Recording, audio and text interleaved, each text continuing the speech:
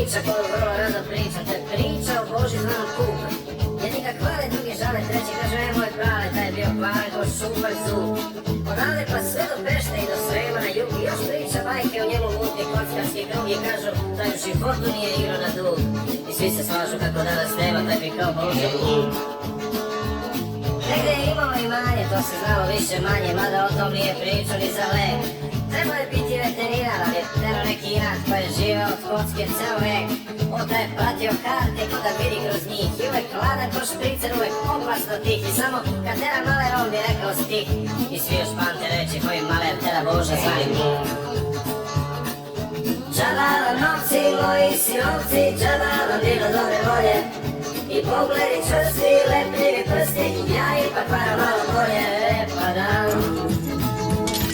A kad me kurva iz internešnog sujem, jer ja samo pričam ovako kako čujem. Iako su lagali mene, ja lažem vas.